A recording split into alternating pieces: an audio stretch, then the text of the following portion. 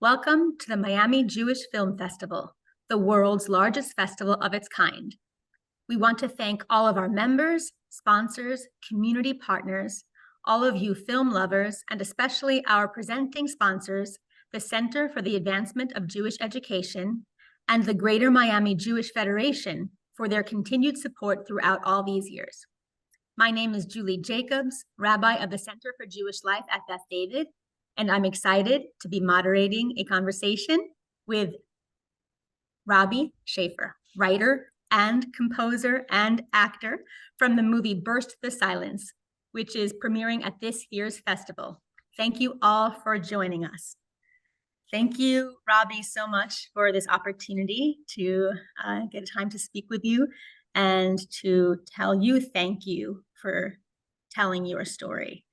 It was quite moving, and especially in these times, we need to hear our stories more than ever. So I'm sure that you were in a pretty vulnerable situation making this movie, and it's not always easy to do that. So again, for on behalf of the Jewish people and all people who should know our stories, I really wanted to say thank you. Would love to hear more about you, and I know we learned a lot from the movie, but maybe where you are originally from, and if a lot of that story was all true, or how true. Yeah. Some of it's factual, all of it's true. Maybe that's okay. Yeah, thank you so much. I'm really excited to talk with you about this. I was born in Washington, D.C., and I still live basically there, just across the river in Alexandria, Virginia. Spent much of my childhood overseas, as is shown in the film, in India and in Switzerland, primarily. And I've been a professional musician for most of my life. And that involved being in a band and touring and recording and all that kind of stuff, when I was, it's a young person's sport. And I did it when I was younger. And but for a long time, for about 20 years. And then found myself doing other things. I made a life in music in other ways. I worked, I had a show on Sirius XM radio for about 6 years, and I'd started a nonprofit around music for a while that was doing international work. And it wasn't until my father passed away in 2015 that I don't know, the next 6 months or so, I felt pretty bereft of any creative imagination or creative urge even. And I was writing these sort of what felt like sort of stray songs and essays and things that seemed disconnected. And I was sitting at the dining room table one day and just looking at things on my computer, and this light bulb went off, and I realized I was writing a musical about my life with my father. And I'd never done that before, and I didn't know how to do that, which is why I didn't want to say anything to my wife, who was sitting across the table from me. And lucky for me, I married up, and I said, I think I'm writing a musical. And she said, "Of course you are." What a perfect thing to say in that moment. And so that's how this film came to be. It was a theater musical at first, that I spent a couple of years then writing and refining, along with Eric Schaefer, who was the director of the theatrical production, and also is the director of the film, not related to me.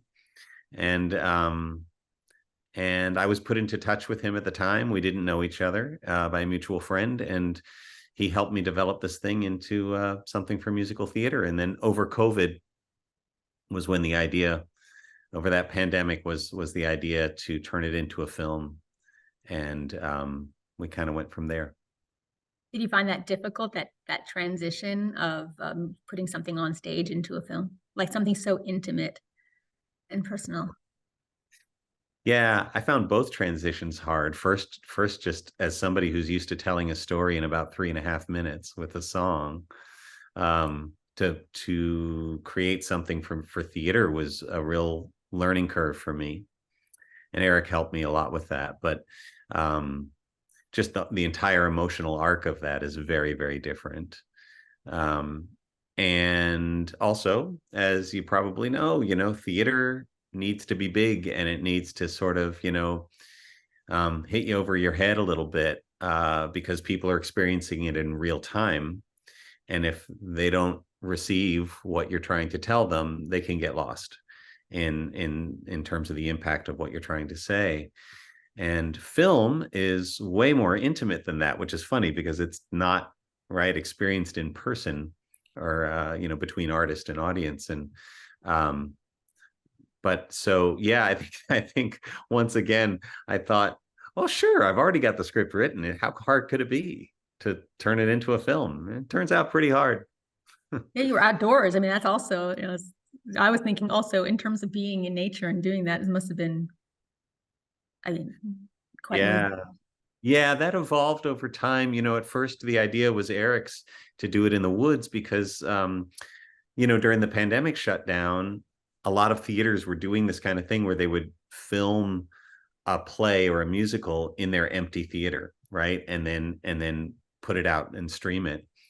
And originally that was kind of the idea. And he thought, well, he lives on 30 acres in the mountains of West Virginia. And he thought, we'll build a stage in the middle of the woods, and it'll still be basically this theatrical production. We'll just film it on this stage in the woods. It'll be really beautiful and really kind of unusual. And then as it took the better part of 2 years actually to turn it into a full screenplay, um, the woods itself kind of became a character, and it became much more of a film, and not with a central stage in the woods or anything like that. But as you see, it's the woods kind of plays a part in the story. So I think setting it there actually changed the story somewhat. It was really beautiful and quite profound and very thought-provoking. And now Mm. hearing that you were inspired really at a time when you were grieving and going through probably, I mean, thoughts of your past and your relationship with your father. How did you start to collect those memories or those stories that you had written down over time? Yeah, That that's a good question. My father, like so many survivors, never spoke of the war, and never once called himself a Holocaust survivor. Um, I didn't fully realize that he was a Holocaust survivor probably till I was in my 40s. I knew he had been a kid during the war. I knew they'd been on the run. I knew they immigrated to Israel.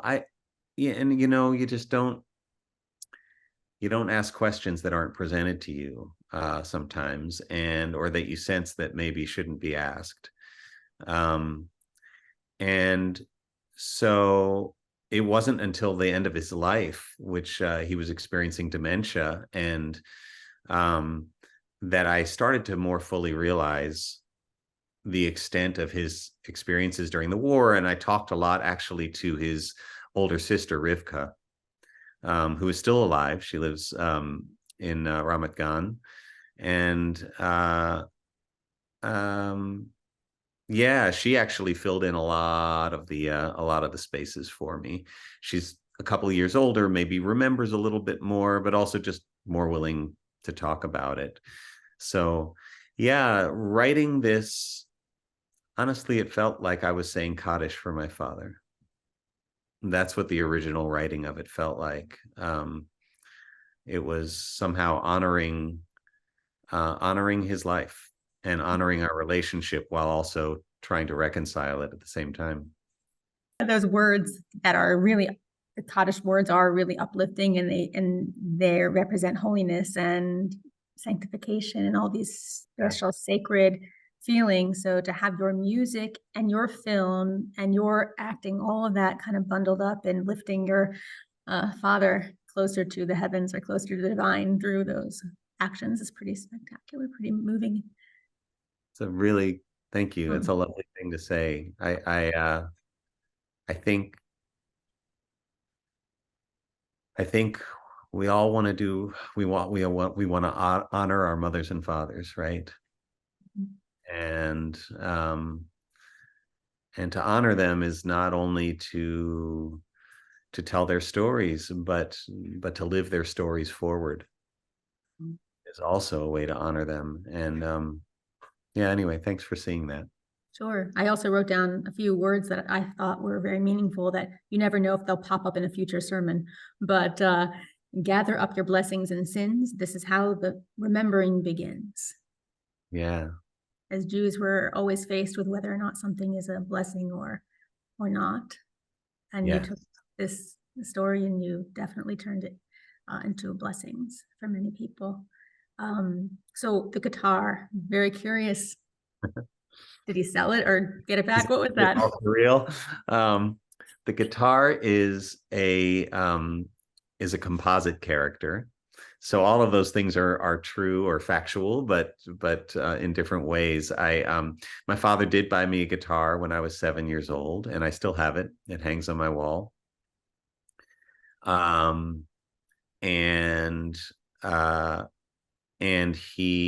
I also have another guitar. It's actually a much newer guitar, new to me, that used wood, as the story in the or the story within the story talks about, with the ship sinking off the coast of Spain, and the wood didn't get made into furniture but into a guitar. That's a true story as well, but a different guitar that I own. So I sort of plucked that story from there. And then finally, no, my father did not ever sell my guitar. I did. I sold my guitar, and it wasn't the one he gave me when I was 7 years old. There's a third guitar that he did buy for me when I was just out of college and had decided to become a professional musician. And he bought me a guitar, another one, and it was incredible. And a few years later, I was married and I was having children, and I didn't have any money. And I sold the guitar to a fan of, I promoted it to like the fans of our band and stuff at the time, and I sold it to a fan, and that was that. And then 2 weeks after my father passed away, for the first time, I was going to be going on stage and playing a show. And I played the show, and after the show, we're all sitting there signing CDs at a table, and this guy comes up, and it turns out he's the fan who bought the guitar. And he said, I don't really know what to tell you, but you were talking about your sons tonight, and I think this belongs to you. And he gave the guitar back to me. So yeah, I tried actually to tell that story literally just like that in the movie, and it was kind of a little too unbelievable. It just didn't work. So it served the story better to make it that my father sold it, but that the guitar still came back to me. So I hope that doesn't crumble anybody. No, I just was very interested in that part of the story, because it was, when parents, and when as children, and parents don't see our dreams sometimes, or we don't see theirs. You said also something, we can't hear what we don't understand, which was, again, something that I'll probably, take with me, that many people in the world, don't understand. We don't understand, they don't understand what we're going through. We don't understand them. So it's impossible to really take anything in. Yeah, I think that's so true. I think that's what the Shema is about, even, right? When we say the Shema multiple times a day, it's a remembrance. We're reminding ourselves here. Listen, you God wrestler, remember what's going on here. All is oneness. So yeah, thanks for tuning into that line. That was an important one to me as well. And yeah, I think my father certainly loved me so much, but he did not understand me. Uh, I think he liked to think he did, but not as much. Yeah. Who are your inspirations for in terms of musicians, or where you might have gotten your, you know, Hmm. style? Yeah, it's funny because I grew up overseas until I was about 10 years old. I missed a lot of sort of American pop culture, both TV and music and all sorts of stuff. I remember really, um, I might have been like 8 or 9 and sitting in a friend's apartment in Geneva, Switzerland, where we were living at the time. And he said, "You want to hear something cool?" And I didn't really know what cool meant, but the answer was definitely yes. And he puts on this record, and it was like nothing I'd ever heard before. And I was like, "What is that?" And he says, "Man, that's rock and roll." And it was Elton John, Crocodile Rock. And I just not heard music like that before. I just wasn't exposed to it when we were living in India, certainly, and not in Switzerland either. When I came back, I really, after a quick Captain and Tennille phase, if anybody remembers them, uh, I've always been drawn to singer-songwriters, and because they're storytellers. And I think as Jews, we're storytellers. I think it's a pretty natural inclination for me to go in that direction musically. And so um, I certainly listened to Jim Croce and John Denver and James Taylor and so on. But the primary influence in my musical life has always been Paul Simon. I both from an artistic standpoint, but also um, I look at his career and I'm astonished by somebody who insisted on continuing to grow artistically over the course of his career and take chances and expand and innovate. And he also happened to do it incredibly well, but that isn't even the point. He reinvented himself a lot of times, which is quite a model. What is and all he ended with, he recently he just did the Psalms too, a Oh, I collection. know. And it's just Right. exquisite. I have to be Right. careful when I listen to it because I can't do it while I'm driving or something. It's truly beautiful. Yeah, It's- it's exquisite. What is your process like in terms of songwriting? Do you start with Mm. lyrics first, melody? How do you start? I think it's changed somewhat, and maybe the writing of this has changed it. Certainly, when I was younger, it was more of an inspirational process. Something would inspire me, I get it down. Sometimes it's music first, sometimes lyrics first, whatever. Um, Now I think it's a little more work. It's about sitting your butt in the chair and just writing some stuff that's terrible. You probably have the same experience writing sermons, I would guess, right? You just got to sit down and work at it until what you really wanted to say reveals itself. And Paul Simon, in fact, once said something that I've always hung on to, which is there's no such thing as writer's block. There are only things you're afraid to say. And I love that. And I think one of the beautiful things about being an artist is that you, or I shouldn't say you, I, at least, my experience is that I discovered myself more deeply through songwriting and things that I don't know, it's just saved my life so many times. It's like self-therapy. Um, and normally for me, melody is where I begin. Um, and I will just mess around on my guitar and be humming melodies through my head. And then I will start off more often than not with dummy lyrics, just whatever comes out of my mouth. And it's surprising how often those actually end up being the lyrics of the song. It's like you know what you want to say before you know you want to say it. I love that. And do you write things down by hand? Or are you using software? Or I'm getting really explicit Yeah. onto that. Um, Well, my kids are interested in composition, so Got it. Yeah. Well, first of all, I don't read or write music. I do everything by ear. I'm not musically trained. I mean, I took guitar lessons when I was young. I sang in choir in high school and college, and so learned a little bit of like vocal reading of music then. But um, I definitely learn everything by ear and write everything by ear. And so, yes, I either handwrite in terms of like lyrics and chords. I either handwrite them. Sometimes I'll use a Word doc or something like that, but nothing more sophisticated than that. Right. So interesting to know the process is like.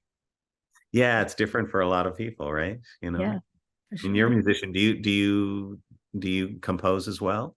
Yeah, but it probably I'm afraid to do it like you were just saying, right? But I do. I write a few of my pieces for nigunim or melodies for Shabbat. But now I'm seeing my children interest in that. And I was going to ask you actually about now. You mentioned earlier before we were on that you know, kids of your own, or also Yeah. in the movie. So how are you now as a dad?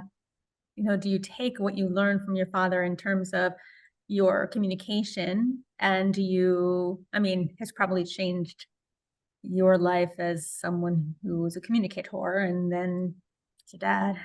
How is that for you? How's that? Wow. Yeah, that's a big question. I haven't been asked that before. Oh, well, Um, it's okay if you don't want it. It's okay.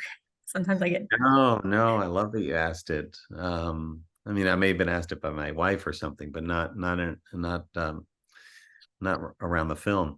Um, yeah, I think it's been a lifelong process for me to learn how to have a relationship with anger. My father turned to silence when he was angry. Um, and there were things just not talked about in our house. And I think that's a big part of the message of the film, which is that how does trauma get passed down, um, even when we're trying not to pass it down? Which, of course, his intentions, I believe, were always good in that he didn't want to saddle his children with what he would call that old life. Um, and of course, he did anyway through his silence, because I know I look back at my childhood and I very much understand that there was a felt perceived weightiness and silence in our home. Um, and if you just walked in and visited, you wouldn't hear it, you wouldn't see it, you wouldn't feel it. But I did, and I didn't know what to call that until I was much older. I didn't even know it was different and unusual until I was much older. And so through that silence that had weight to it, I think, we pass things down. It's unavoidable. And in fact, I wonder if maybe it's important that we pass these things down and we say, here, let's see what you can do with this. Maybe do your little piece of healing. And now you're going to pass it down to your children. It's all of our responsibility to repair the world, bit by bit by bit by bit, generation by generation. It doesn't always happen in one generation. Um, I think of Moses left on the mountaintop, just going, what do you mean I can't go in? right? That wasn't your It's not your challenge anymore. path. It's not your path. Your path was to bring us here. Mhm. So I try to remember that, you know. Thank you. Yeah. Thank you for Thank sharing. you. Any particular anecdotes that you would like to share about how shooting the film or being a part of that, being a actor as well? Sure. It was I mean, yeah, what a learning experience for me. I'd never done a film before. I'd never even been on a film set before. I mean, I'd done like music videos and stuff with my band and those kinds of things, but nothing like this. It's weird. um, it's weird that, as someone who's not a trained actor, to be acting with a bunch of trained actors who 11 times in a row cry at the same spot. Like, I don't understand that kind of sorcery. Um, uh, but that was interesting. It was interesting in that, the film was shot out of sequence. So my very first scene ever on film was the scene where Ellie gives me the guitar back after my father has died. That's How like do you do to that? start with that one. It's like, oh my gosh, Totally. Yeah. And again, not as a trained actor, I didn't really have the tools to, um, I didn't have the education and the tools, but I had a lot of great people around me and a great director, and um, mostly just focused on not doing too much. Uh, and So that was wonderful. We shot the thing in 3 weeks. It's hard to believe. And yeah, that's what we had the budget for. We had 3 weeks. It was all outdoors and not a single day lost to rain. I don't know how that happened, but I think there was a half day we had to shut down, but we didn't have rain days planned. And nobody, I mean, we were testing for COVID constantly, and nobody tested positive in 3 weeks, which was kind of amazing at the time. Um, and yeah, it was a magical experience. It was an incredible experience. I loved it. I loved being a family with all of these people, not just the cast, but the crew, and the production team, and seeing. I don't think I fully appreciated what a collaborative effort filmmaking really is. And do you do the overdubbing too? In terms of the singing over the acting, or is that's a whole other? Yeah, what we did was we had to we actually gathered in first I gathered with the band in Charlottesville, Virginia, and we spent a week recording the soundtrack minus vocals. And it was weird because we didn't know exactly how the filming was going to work out, and so we had to leave room for flexibility in how we recorded the soundtrack. And then we came up to Washington D.C. and there was a week of rehearsals with the cast in a rehearsal room with them, also with the music director, David Holsenberg, so he was teaching them all the music, and then a week of recording all the vocals all together in Washington D.C. because we had to have the actual vocals done before filming ever began, right? So on set we're all lip syncing to what we had recorded the week before, and then you go back afterwards and maybe make a few little small adjustments, a few little additions. It's mostly editing stuff, not people recording more things.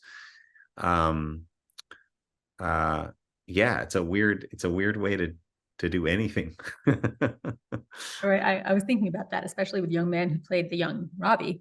It's pretty spectacular Yeah, musician as well. I mean, Declan, I mean, his name is Declan. He's amazing. And he knew his lines better than anybody on set and could totally replicate performances.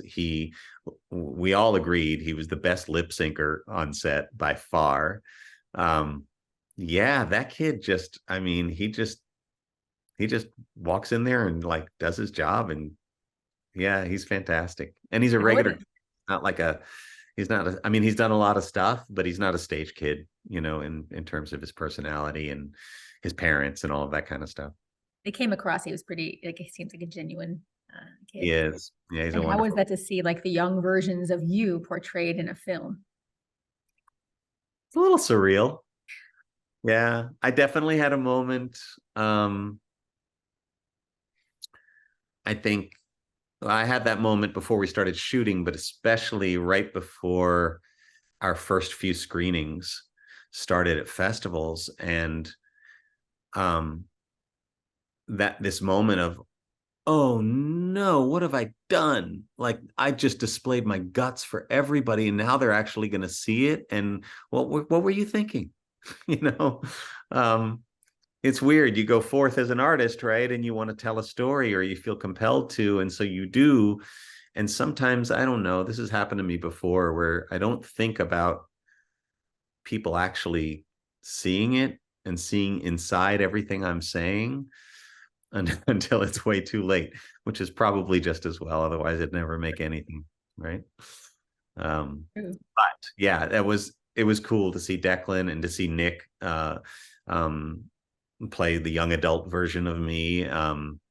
And Nick's wonderful. He's actually the movie that's just coming out, Maestro, about Leonard Bernstein. He's Nick is in that, and he was actually filming that in New York at the same time that he was filming our movie, and going back and forth, and talk about being just really respecting actors and what they're capable of doing. It's pretty credible. Thank you for sharing.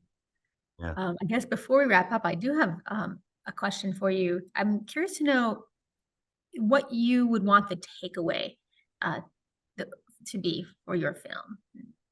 Mm.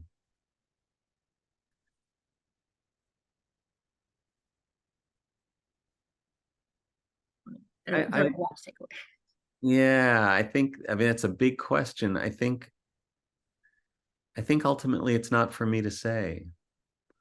I would hope that different people take away different things. But for me, the film is mostly about how do we take the stories that are passed down to us and shine a little more light on them and then hand them off. How do we do that? And how do we do that while honoring one another and while loving one another? And in that way, to me, it feels like an incredibly Jewish story. And it's funny because when I first wrote it, I didn't think of it that way. I thought of it as a story with Jewish characters. I think it's an incredibly Jewish story. Earlier you said that your songwriting saved your life many times, and and I believe that if people see this film, it probably has a potential of saving others as well who are going through similar things. And you're right, we don't know at any point in time when we share our stories and shed light on something that somebody else is going to pick it up and just put a little bit of it into them. So thank you for offering that to all of us who have seen your film, and I hope that more people get to experience that fragile life that came across in that film and in your story, and that I think everything is temporary, right? It's something that I also think about, the positive and the negative, and I think that we have to also just know that, because then it helps us get through. Yes, it's really, really true. And my wife and I have been talking a lot about that right now, and in these last 7 weeks. Mm-hmm. And when people are watching this, it will have been longer than that, but since October 7th. And yeah, and talking just to remember that everything is temporary, and that we as Jews we were built for this. We were built for holding grief and joy at the same time. And I take a lot of strength from that. Now I will too, so thank you. I think everyone watching will as well. Really appreciate your time. And I want to thank you so much, Robbie, for the movie First the Silence. Thank you for joining us. And once again, thank you to all of our members, sponsors, community partners, volunteers, and to all of you film lovers for participating in the Miami Jewish Film Festival.